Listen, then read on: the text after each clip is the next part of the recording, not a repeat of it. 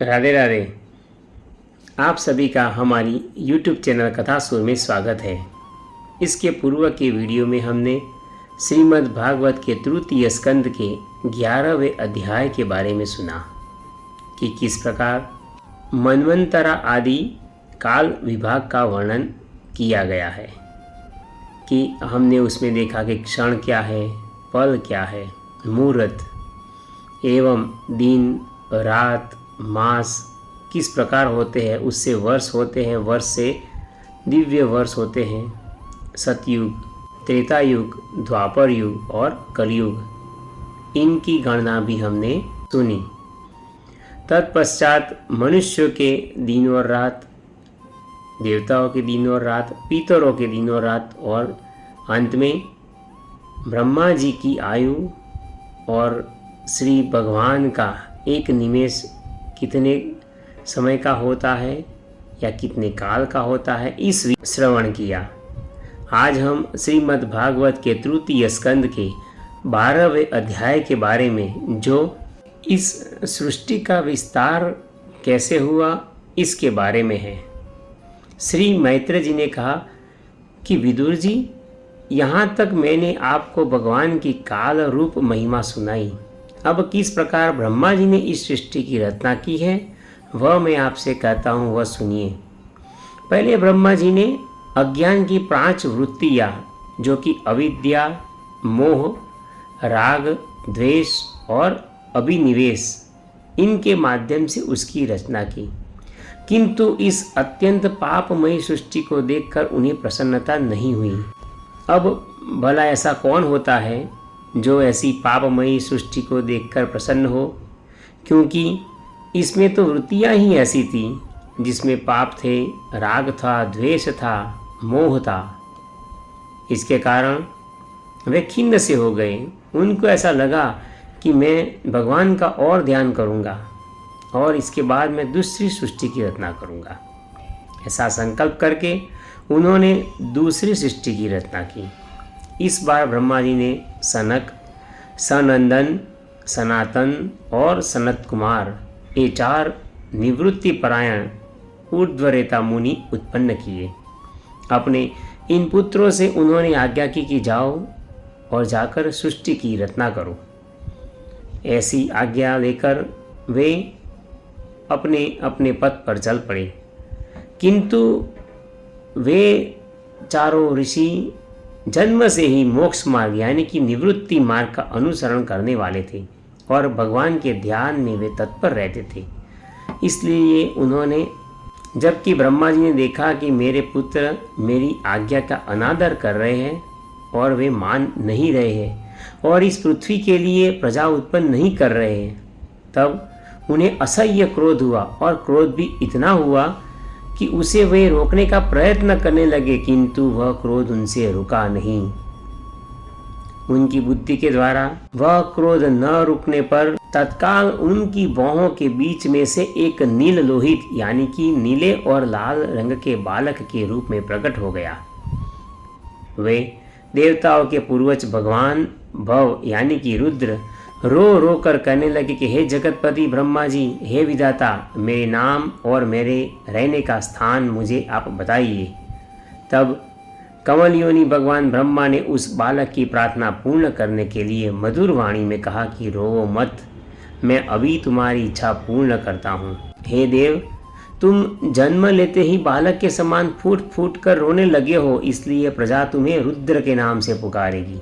तुम्हारे रहने के लिए तो मैंने पहले से ही आकाश, जल, पृथ्वी, वायु, इंद्रिय, हृदय, प्राण और सूर्य एवं चंद्रमा, तप, ये सब स्थान रच दिए हैं।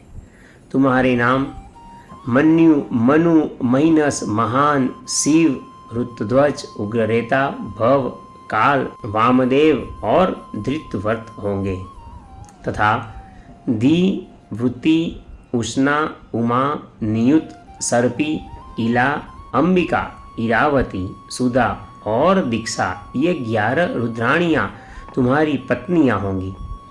तुम उपरिक्त नाम, स्थान और स्त्रियों का स्वीकार करो और इनके द्वारा बहुत सी प्रजा उत्पन्न करो, क्योंकि तुम प्रजापति हो। लोक पिता ब्रह्मा जी ने ऐसा कहा और इनकी आज्ञा पाकर भगवान नीललोहित बल, आकार और स्वभाव में अपनी ही जैसी प्रजा को उत्पन्न करने लगे। भगवान रुद्र के द्वारा उत्पन्न हुए उन रुद्रों के असंख्य युद्ध बनाकर सारे संसार को वे भक्षण करते चले गए। जब ब्रह्मा जी ने देखा कि हे सूर्यश्रेष्ठ, तुम्हारी प्रजा तो अपनी भयंकर दृष्टि से मुझे और सारी दिशाओं को भस्म किए डालती है, अतः ऐसी सृष्टि की रचना तुम मत करो। तुम्हारा कल्याण हो, अब तुम जाओ और घोर तपस्या करो। फिर उस तप के प्रभाव से ही तुम पुनः पूर्ववत इस सृष्टि की रचना करना। पुरुष तप के द्वारा ही इंद्रियातीत सर्वन अंतर्यामी ज्योति स्वरूप श्री हरि को सुगमता से प्राप्त कर सकता है, ऐसा श्री ब्रह्मा जी ने कहा। श्री मैत्रेय जी कहते हैं कि जब ब्रह्मा जी ने ऐसी आज्ञा दी तब रुद्र ने बहुत अच्छा ऐसा कहकर उसे शिरोधार्य किया और फिर उनकी अनुमति लेकर तथा उनकी परिक्रमा करके वे तपस्या करने के लिए वन को चले गए। इसके पश्चात जब भगवान की शक्ति से संपन्न ब्रह्मा जी ने इस सृष्टि के लिए संकल्प किया तब उनके 10 पुत्र और उत्पन्न हुए। उनसे लोक की बहुत वृद्धि हुई। उनके नाम मरीचि, अत्रि, अंगिरा, पुलत्स्य, पुलह, क्रतु, भृगु, वशिष्ठ, दक्ष और 10वें नारद थे। अब ये ब्रह्मा जी के कौन कौन से अंगों में से उत्पन्न हुए वो भी आप सुनिए। इसमें नारद जी प्रजापति ब्रह्मा जी की गोद से, दक्ष अंगूठे से, वशिष्ठ प्राण से, भृगु त्वचा से, क्रतु हाथ से, पुलह नाभि से, पुलस्स्य ऋषि कानों से, अंगिरा मुख से, अत्रि नेत्रों से और मरीचि मन से उत्पन्न हुए। फिर उनके दाएं स्तन से धर्म उत्पन्न हुआ, जिसकी पत्नी मूर्ति के गर्भ से भगवान नारायण स्वयं ही अवतीर्ण हुए, तथा उनकी पीठ से अधर्म का जन्म हुआ और इससे संसार को भयभीत करने वाला मृत्यु उत्पन्न हुआ। इसी प्रकार ब्रह्मा जी के हृदय से काम, ब्रोहों से क्रोध, नीचे के होठ से लोभ, मुख से वाणी की अधिष्ठात्री देवी सरस्वती, लिंग से समुद्र, गुदा से पाप का निवास स्थान यानी कि राक्षसों का अधिपति निरुति उत्पन्न हुआ। छाया से देवहूति के पति भगवान कर्दम की उत्पत्ति हुई। इस तरह यह सारा जगत करता ब्रह्मा जी के शरीर और मन से उत्पन्न हुआ। हे विदुर जी, हमने ऐसा सुना है कि एक बार ब्रह्मा जी की कन्या सरस्वती बड़ी ही सुकुमारी एवं मनोहर थी। ऐसा सुनने में आया है कि एक बार उसे देखकर ब्रह्मा जी काम मोहित हो गए थे, यद्यपि वह स्वयं वासनाहीन थी। उन्हें ऐसा अधर्ममय संकल्प करते हुए देखकर उनके पुत्र मरीचि सहित आदि ऋषियों ने उन्हें विश्वासपूर्वक समझाया और कहा कि पिताजी, आप समर्थ हैं, फिर भी अपने मन में उत्पन्न हुए काम के वेग को न रोककर पुत्री गमन जैसा दुस्तर पाप करने का आप संकल्प कर रहे हैं। ऐसा तो आपसे पूर्ववर्ती किसी भी ब्रह्मा ने नहीं किया और न आगे करेगा। हे जगत गुरु, आप जैसे तेजस्वी पुरुषों को भी ऐसा काम शोभा नहीं देता, क्योंकि आप लोगों के आचरणों का अनुसरण करने से ही तो संसार का कल्याण होता है। जिन श्री भगवान ने अपने स्वरूप में स्थित इस जगत को अपने ही तेज से प्रकट किया है, उन्हें नमस्कार है। इस समय वे ही धर्म की रक्षा कर सकते हैं। जब अपने पुत्र मरीचि सहित आदि ऋषियों का ऐसा कहने पर जब प्रजापति ब्रह्मा को अपने इस संकल्प के कारण बड़ी लज्जा हुई और लज्जित होते हुए उन्होंने तत्क्षण अपने शरीर को वहीं पर छोड़ दिया। तब उस घोर शरीर को दिशाओं ने ले लिया। वही कोहरा हुआ, जिसे अंधकार भी कहते हैं। एक बार ब्रह्मा जी यह सोच रहे थे कि मैं पहले की तरह सुव्यवस्थित रूप से सब लोकों की रचना किस प्रकार करूं। इस समय उनके चारों मुखों से 4 वेद प्रकट हुए। इनके सिवा उपवेद, न्यायशास्त्र, होता, उद्घाता, अर्धवरी और ब्रह्मा, इन 4 ऋत्विजों के कर्म, यज्ञों के विस्तार, धर्म के 4 चरण और 4 आश्रम तथा उनकी वृत्तियाँ, ये सब भी ब्रह्मा जी के मुखों से ही उत्पन्न हुई। ये सुनकर विदुर जी पूछते हैं कि हे तपोधन, विश्व रचयिता स्वामी ब्रह्मा जी ने जब अपने मुखों से इन वेदादि को रचा तो उन्होंने अपने किस मुख से कौन कौन सी वस्तुएं उत्पन्न की, यह आप कृपा करके मुझे बतलाइए। श्री मैत्रेय जी ने कहा कि विदुर जी, ब्रह्मा ने अपने पूर्व, दक्षिण, पश्चिम और उत्तर के मुख से क्रमशः ऋक्, यजुः, साम और अथर्व वेदों को रचा तथा इसी क्रम से शस्त्र यानी कि होता का कर्म, इंद्रिया यानी कि अर्धवर्यु का कर्म, स्तुति स्तोम यानी कि उद्घाता का कर्म और प्रायश्चित यानी कि ब्रह्मा का कर्म, इन चारों की रचना की। इसी प्रकार उन्होंने आयुर्वेद यानी कि चिकित्सा शास्त्र, धनुर्वेद यानी कि शस्त्र विद्या, गांधर्व वेद यानी कि संगीत शास्त्र और स्थापत्य वेद यानी कि शिल्प विद्या, इन चारों उपवेदों को भी क्रमशः उन पूर्वादि मुखों से ही उत्पन्न किया। उसके बाद सर्वदर्शी भगवान ब्रह्मा ने अपने चारों मुखों से इतिहास, पुराण रूप 5वां वेद बनाया। इसी क्रम से षोडशी और उक्त चयन और अग्निष्टोम, आप्तोरियाम और अतिरात्र तथा वाजपेयी और गोसव, ये 2 याग भी उनके पूर्वादि मुखों से ही उत्पन्न हुए। विद्या, दान, तप और सत्य, ये धर्म के 4 पाद और वृत्तियों के सहित 4 आश्रम भी इसी क्रम से प्रकट हुए।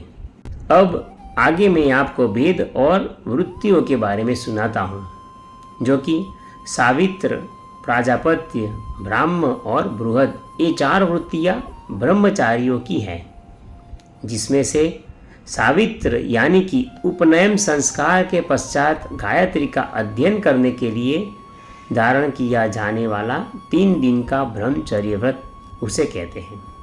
प्राजापत्य यानी कि 1 वर्ष का ब्रह्मचर्य व्रत, ब्राह्म यानी कि वेदाध्ययन की समाप्ति तक रहने वाला ब्रह्मचर्य व्रत, इसके पश्चात बृहद यानी कि आयु पर्यंत रहने वाला ब्रह्मचर्य का व्रत।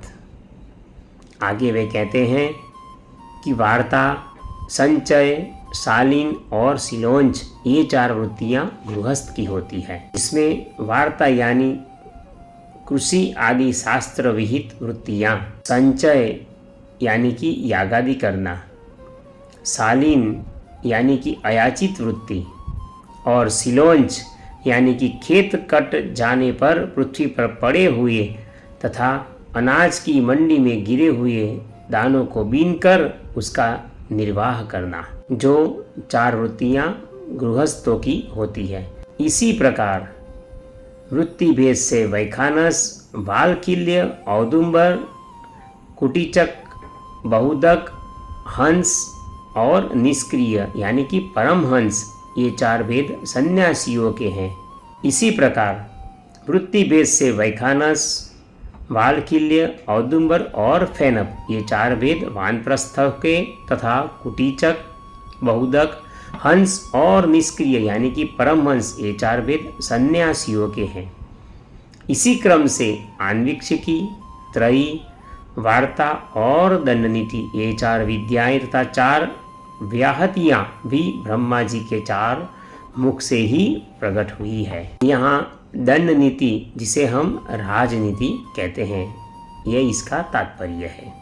यहाँ वैखानस किसे कहेंगे कि जो बिना ज्योति बोई भूमि से उत्पन्न हुए पदार्थों से निर्वाह करने वाले हो, उसे कहते हैं। वालकिल्य किसे कहेंगे कि नवीन अन्न मिल जाने पर जो पहले का संग्रह किया हुआ जो धान्य है उसे वे दान करते हैं, इसे हम वालकिल्य कहते हैं। औदुंबर किसे कहते हैं तो औदुंबर प्रातः काल उठने पर जिस दिशा की ओर मुंह होता है उस दिशा से फलादि लाकर अपना निर्वाह करते हैं, वे औदुंबर कहे जाते हैं। और फेनप अपने आप जो फल गिरे हुए होते हैं उसे लाकर उसका निर्वाह करना, उसे कहते हैं।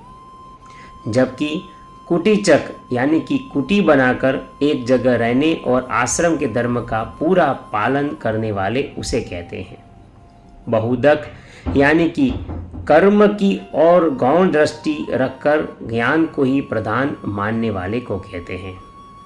जबकि हंस यानी कि ज्ञान की प्राप्ति के लक्ष्य को रखने वाले और ज्ञानी जीवन मुक्त जीने वाले, हंस यानी कि ज्ञानाभ्यासी एवं परमहंस यानी कि ज्ञानी जीवन मुक्त इसे कहते हैं।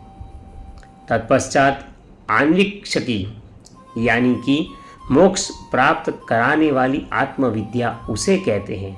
एवं त्रयी अर्थात स्वर्गादि फल देने वाली कर्म विद्या उसे कहते हैं। तत्पश्चात वार्ता जिसे खेती व्यापार आदि संबंधी विद्या को कहते हैं। और पहले हमने कहा कि दंड नीति अर्थात राजनीति, इस विषय में इसका अर्थ दिया गया है। इसके पश्चात एक शब्द आया व्याहतिया। व्याहतिया का अर्थ होता है कि बूह, बुवह, स्वह, ये तीन और चौथा मह, इन सब को मिलाकर इस प्रकार 4 व्याहतियाँ आश्वलायन ने अपने गृह्य सूत्रों में बतलाई हुई है। एवं व्याहतयः प्रोक्ता व्यस्ता समस्ता अथवा बूह, बुवह, स्वह और मह, ये 4 व्याहतियाँ जैसा कि श्रुति कहती है कि भूर्भुवः सुवरिति वा एतास्तिस्रो व्याहतयस्ता सामुह स्मेतां चतुर्थिमाः वाचमस्य प्रवेदयते महः इत्यादि को कहते हैं। इसके आगे एक शब्द आया दंड नीति, जिसे हम राजनीति कहते हैं। श्री मैत्रेय जी आगे कहते हैं कि ब्रह्मा जी के हृदयाकाश से ओमकार प्रकट हुआ, उनके रोमों से उष्णिक, त्वचा से गायत्री, मांस से त्रिष्टुप, स्नायु से अनुष्टुप, अस्थियों में से जगति, मज्जा से पंक्ति और प्राणों से बृहति छंद उत्पन्न हुआ। ऐसे ही उनका जीव स्पर्श वर्ण यानी कि क वर्ग आदि पंचवर्ग और देह स्वर वर्ण यानी कि अकार आदि कहलाया। उनकी इंद्रियों को उष्म वर्ण यानी कि स, श, स, ह और बल को अंतहस्थ य, र, ल, व कहते हैं तथा उनकी क्रीड़ा से निषाद, ऋषभ, गांधार, सलज, मध्यम, दैवत और पंचम ये 7 स्वर उत्पन्न हुए। हे तात, ब्रह्मा जी शब्द ब्रह्म स्वरूप हैं। वे वैखरी रूप से व्यक्त और ओमकार रूप से अव्यक्त हैं तथा उनसे परे जो सर्वत्र परिपूर्ण परब्रह्म है वही अनेकों प्रकार की लीलाएं करते हैं एवं शक्तियों से विकसित होकर इंद्रादि रूपों में भास रहा है। हे विदुर जी, ब्रह्मा जी ने पहला कामासक्त शरीर जिससे कूरा बना था उसके छोड़ने के बाद दूसरा शरीर धारण करके विश्व विस्तार का विचार किया। वे देख चुके थे कि मरीचि आदि महान शक्तिशाली ऋषियों से भी सृष्टि का विस्तार अधिक नहीं हुआ। अतः वे मन ही मन पुनः चिंता करने लगे और सोचने लगे कि मेरी सृष्टि का विस्तार क्यों नहीं हो रहा है। पहले भी उन्होंने जो 5 वृत्तियाँ पैदा की थी वे उनके मन को खिन्न करती रही, उससे भी विस्तार नहीं हुआ। उसके बाद जो 4 मुनिगण उत्पन्न किए उन्होंने भी सृष्टि का विस्तार करने की उनकी आज्ञा का अस्वीकार किया। तत्पश्चात जो रुद्र के रूप में ये सृष्टि उत्पन्न करने का उन्होंने विचार किया तो उन्हें ऐसा लगा कि ये तो हम सबको जला देगी, ऐसी सृष्टि बन रही है। उनसे भी वे प्रसन्न नहीं हुए। तब आगे जाकर उन्होंने चिंता करते करते ये सोचा कि ये तो बड़ा आश्चर्य है कि मेरे निरंतर प्रयत्न करने पर भी मेरी प्रजा की वृद्धि नहीं हो रही है। क्या इसमें कोई देव ही कुछ विघ्न डाल रहे हैं। जिस समय यथोचित क्रिया करने वाले श्री ब्रह्मा जी इस प्रकार देव के विषय में विचार कर रहे थे, उसी समय अकस्मात उनके शरीर के 2 भाग हो गए। क जो ब्रह्मा जी का एक नाम है, उन्हीं से विभक्त होने के कारण शरीर को काय कहते हैं। उन दोनों विभागों में से एक स्त्री पुरुष का जोड़ा उत्पन्न हुआ। उनमें से जो पुरुष था वह सार्वभौम सम्राट स्वयंभू मनु हुए और जो स्त्री थी वह उनकी महारानी शत्रुपा हुई। तब से मिथुन धर्म यानी कि स्त्री पुरुष संभोग आदि से प्रजा की वृद्धि होने लगी। महाराज स्वयंभू मनु ने शतरूपा से 5 संतानें उत्पन्न की। हे साधु शिरोमणि विदुर जी, उनमें प्रियव्रत और उत्तानपाद ये 2 पुत्र हुए और आकुति, देवहूति एवं प्रसूति वे 3 कन्याएं हुई। मनु जी ने आकुति का विवाह रुचि प्रजापति से किया। मझली कन्या देवहूति करदम जी को दी और प्रसूति दक्ष प्रजापति को दी। इन तीनों कन्याओं की संतति से सारा संसार भर गया।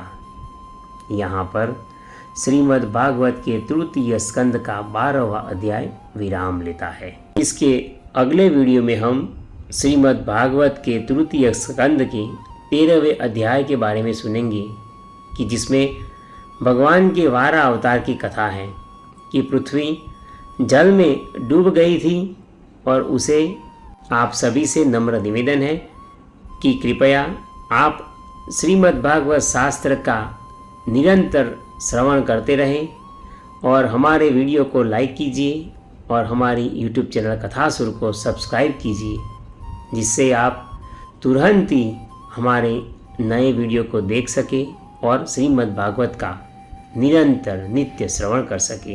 राधे राधे।